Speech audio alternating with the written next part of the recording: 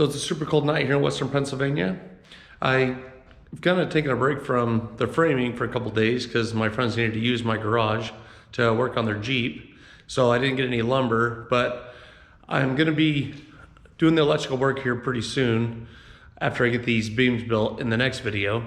And so I thought I'd take this opportunity just to kind of explain how the wiring's gonna go, the wiring process, how three-way switches work, how to wire up outlets, which wire to use, which breakers to use, and just kind of give an overview of what I'm gonna be doing, which will also help those of you who wanna do wiring at home. It's basically exactly the same principle they would use to wire light in a bedroom or down in basement projects or wherever you need to do wiring. So hopefully this helps you out. And as with all my videos, this is kind of a do this at your own risk. This kind of work is dangerous. I've mentioned it with the nail guns and with the table saw, things like that. One accident could certainly change your life, but it's nothing that is to be afraid of as long as you just kind of respect the tools and certainly respect electricity. I know that this stuff really isn't that difficult to learn. A lot of people are just nervous because electricity is electricity and they always hear about people getting shocked and whatnot. But of course, do this at your own risk, but this is really simple things that pretty much anybody can figure out.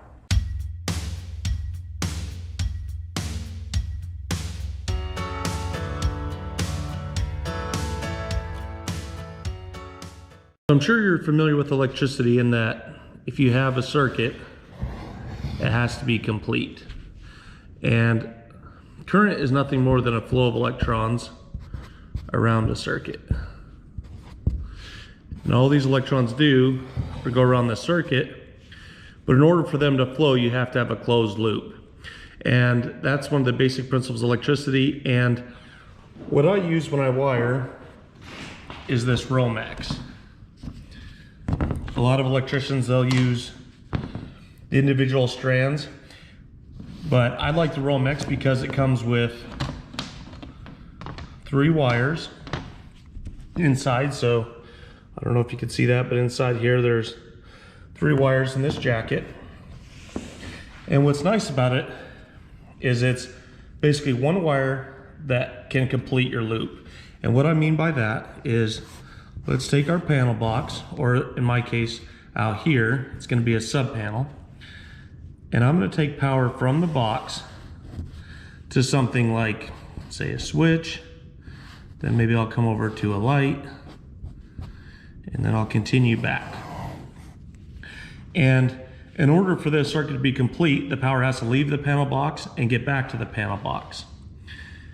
So with this Romex, it's really nice because let's get rid of this copper wire if I can grab it. It's freezing cold, so I have my gloves on. So now let's look at this from the perspective of the Romex. So we have our panel box. Oops, a little dyslexic today. The power leaves. The power, when I say power, it's, they might say a line's hot or where the electricity is coming from. So the power is coming from the panel box through the black wire, and say this is where our switch will be. Say we'll have another black wire that'll come over and hit our light. And then this is what completes our circuit, is now it'll travel down this white wire and go back to one of the bus bars in the panel box. So the copper wire is your ground wire, and it acts similar to the neutral wire. It provides another avenue for the electricity to get back to the panel box and complete the circuit. In outlets, it's a safety thing. Instead of you becoming the short circuit and going from the hot to yourself and hurting yourself, it'll actually provide another avenue to get the electricity back. And since this copper wire is more conductive than you are, it'll make it back to the panel box and down to the ground safely. Okay, so I drew out some circuits here that are going to represent the circuits that I'm going to use, the smaller circuits I'm going to use in this building. There's a few more, and a few people have reached out to me asking me some questions on YouTube, and I'll create another video that gets a little bit more involved. But the one thing that I want to preface is I I'm not one of these guys that take shortcuts with a wire. There's different ways to wire these circuits to save some wire. And for me, I just like it to work 110% of the time. And so I absolutely won't, you know, use if you look up some of these circuits online, people actually take the neutral wire and they'll make it a hot to get it to run back or run a switch or something like that. I don't do stuff like that. I'd rather spend that extra couple dollars and just make sure it's gonna work regardless. But I've come into rewire houses before and do different things, and you have to sit here and play these little games and figure out where the wires went in these circuits, because they decided to use the neutral as a hot wire to go back to lights and different things like that. So just for ease of the next person, I certainly don't like to make things more complicated than they have to be. So we'll start out with the little panel box that I made here. And these breakers, I put out a couple breakers here, and they're all a little bit different. And you can tell they're always marked what the amperage is. The voltage in these circuits is always 120 volts, but the amperage is different, and that's what you want to pay attention to. The white Romex is 14 gauge, 15 amp wire, and the yellow Romex is 12 gauge, 20 amp wire. And so whenever you're running these circuits, you want to make sure that you pair up the proper breaker size with the proper wire. You can always say put a larger wire on a smaller breaker, and that's not a big deal. But you never want to go the other way and say put that 14 gauge 15 amp wire on a 20 amp breaker. Then you could potentially cause a fire. One thing that you do want to pay attention to with the breakers, a lot of them are they're all kind of specific to certain boxes, and so you want to make sure that you use the correct breaker or the compatible breaker for the type of box you have. So if you have a General Electric box, you may not be able to use a Murray breaker in there, and you can see some of the connections that they'll make inside the box are a little bit different. They won't always hook up the same way. And so you definitely, when you go to, if you want to run an extra circuit for whatever you're doing in a garage or basement or whatever, you want to make sure that you select a compatible breaker to hook up the circuit in your panel box. Okay, so here's my little panel box drawn out. I'm going to use a 20 amp breaker. And you'll see that just like in my last video, I have my little bus bars here on the side. So for my sub panel, I had to separate the neutrals and the hots. So I have the white wire, the neutral going to one bus, and the ground going to the other bus. I have my breaker in the middle, 20 amp breaker with my 12-2 wire and 20 amp or 12 gauge wire and my 20 amp wire. So you'll notice I wrote 12-2 here, and you'll notice I have 14-2 down by this white wire. And it's a little difficult to understand at first. You'll notice that there's 3 wires in this yellow Romex. So why would we call it a 12-2? Well, I don't know, that people that manufacture this or whatever, they, electricians or whoever came up with this, I guess they're only considering the 2 wires that are used to, like the 2 main wires to transport to conduct the electricity. And so you don't count the neutral wire, or you don't count the ground wire. And so this is a 12-2 wire because it's 12 gauge wire and there's 2 wires inside. If we come over to this little wire, you notice it's white, so it's 14 gauge, 15 amp wire. But you notice that it has another red wire. It has a red wire, so there's a white, red, and a black wire. So this is going to be called 14-3 wire. 3 wires, not counting the ground. And that's very important when we get to this circuit, which is going to be a 3-way switch. Okay, let's start with the typical outlet. Wearing a typical outlet in your home. So this is rated for 20 amp circuit. So like I said before, we have our panel box or sub panel hooked up. So let's discuss what's actually going on to hook this up. We hooked up the black to the breaker, and then we hooked up our other 2 wires to the buses. Then our yellow wire comes along, and I use blue instead of the white wire, just because obviously there's no way to draw white on white. So I have the white wire that I hook up to the silver screws. I have the copper wire, which is hooked up to the ground screw, and I have the hot, which is connected to the copper screws. So this is very standard. If somebody hooked this up backwards, it's not a huge deal. AC Power is pretty forgiving. There's a whole theory behind it.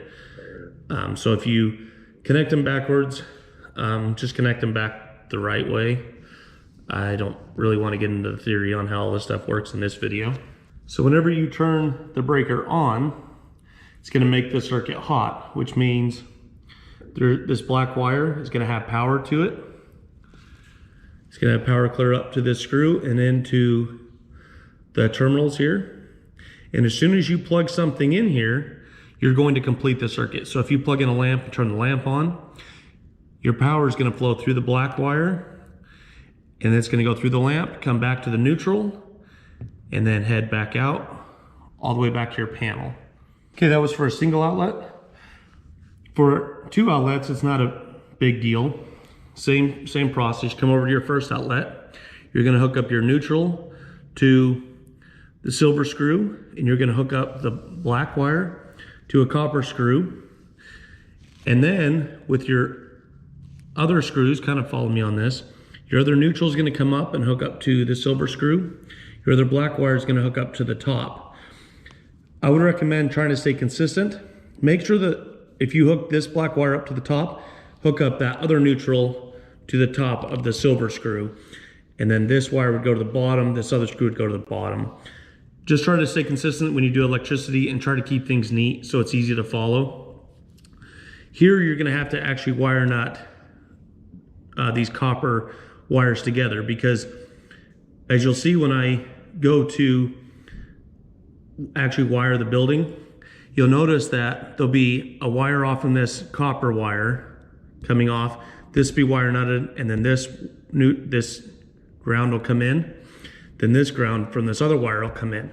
It's not good practice to put 2 wires on 1 screw. And so what you do is you kind of make a pigtail here and connect them all together. And then heading down the circuit, back to the last circuit, same principle as before. Just hook it up and just terminate the circuit at the end. Okay, now we're going to hook up a light. And you guessed it, we're going to use a 15 amp circuit with our 14 gauge wire. Same principle as before. We're going to hook up a ground to a bus, neutral to a bus, and we're going to hook up the black to the breaker. And we're going to come over to the switch. Let's start with a ground this time. Remember we had on the last circuit, we had a ground wire and a ground wire from 2 different wires. What we're going to do is the same thing. We're going to create a little pigtail and bring the 2 grounds over, and we're going to wire nut them together. So we've stayed safe, making sure that there's not 2 wires on 1 screw. Then we're going to hook up our neutral wires. And the reason is because the neutral wires aren't going to break the circuit. It's the hot black wires that are going to break the circuit. So as we were talking before, you have a circuit, and as long as the electrons can flow around, or as long as the power can flow around in a circle, you're good. What the switch does is break it at a certain point, so the circuit's broken and your light turns off. And so what we'll do is we'll hook the 1 black wire up to the first screw, and then we'll bring the other black wire over to the bottom screw. It really doesn't matter which side you want to put these on, because all you're doing is breaking the circuit. Nothing's really specific here.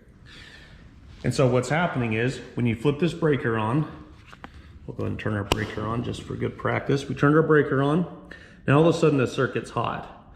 So now electrons are flowing, or our power is flowing over to the first hot screw.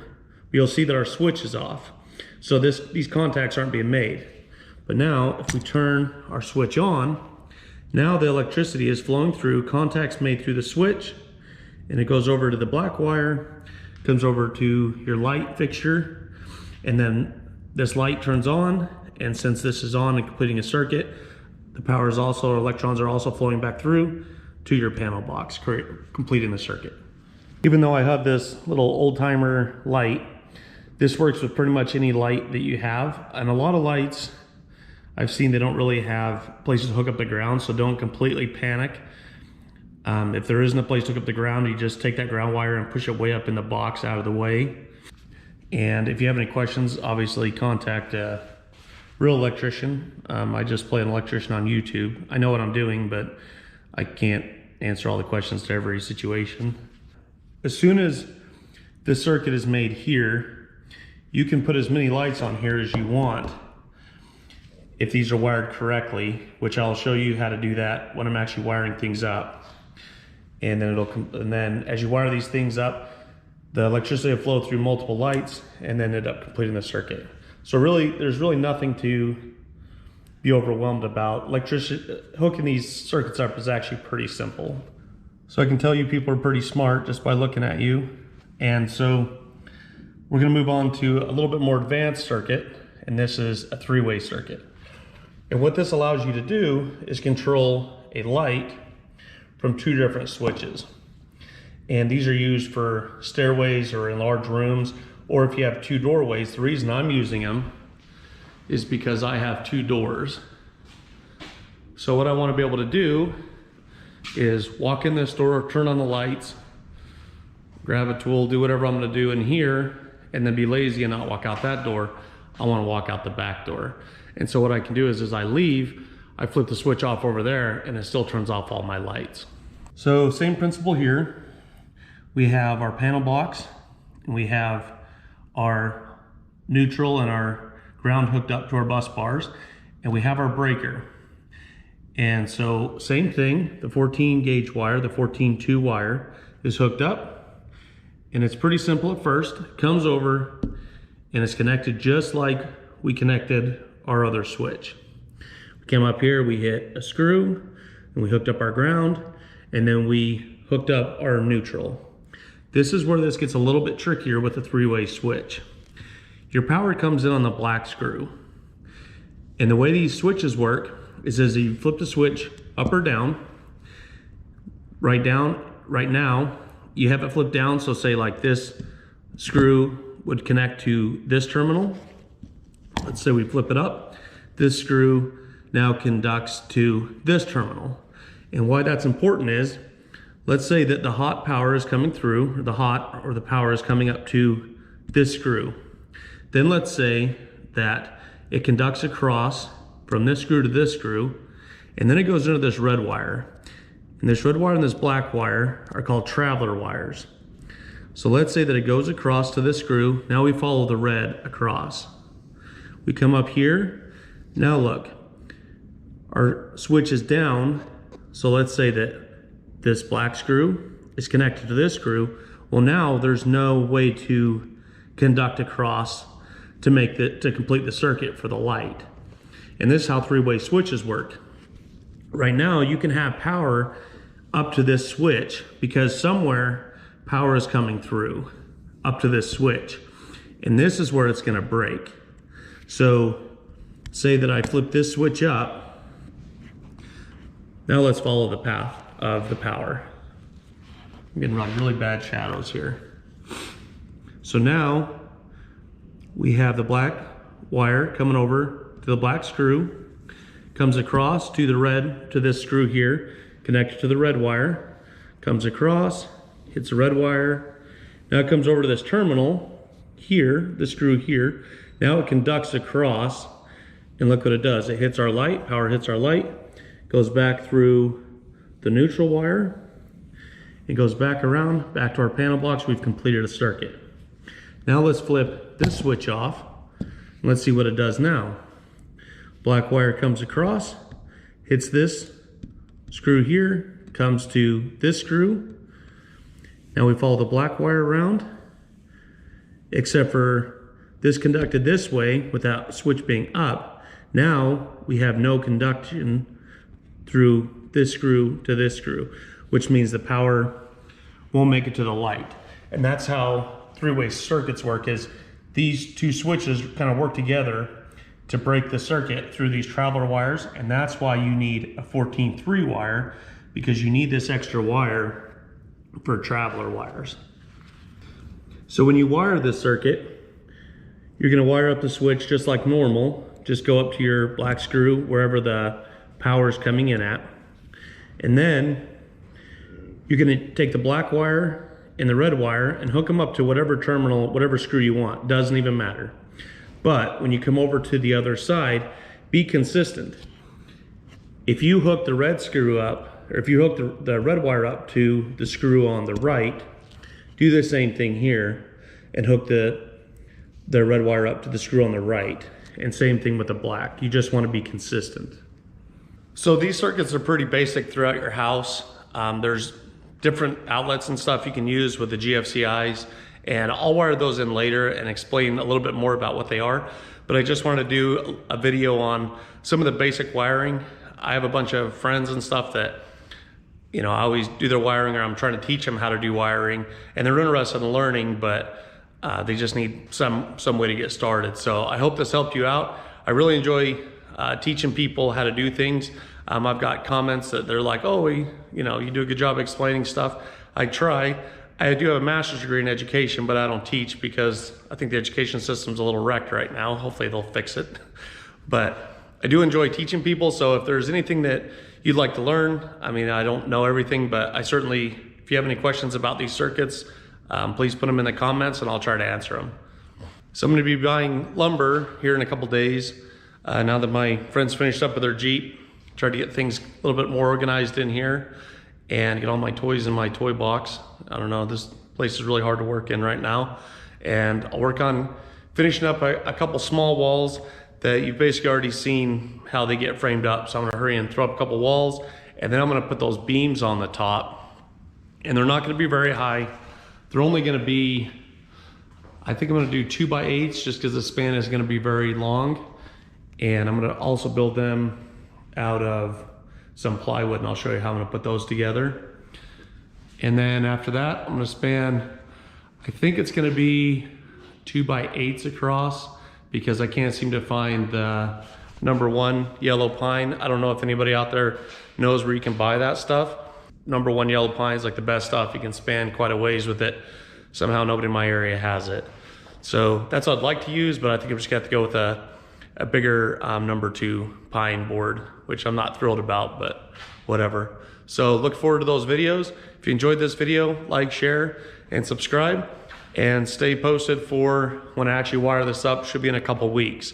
Hopefully I'll get the beam video out and all these beams done next week, like I've been yammering on about for the past, I don't know, few weeks about getting that done. And after that, we'll hit up the electrical and get some real lights in here. So thanks for watching.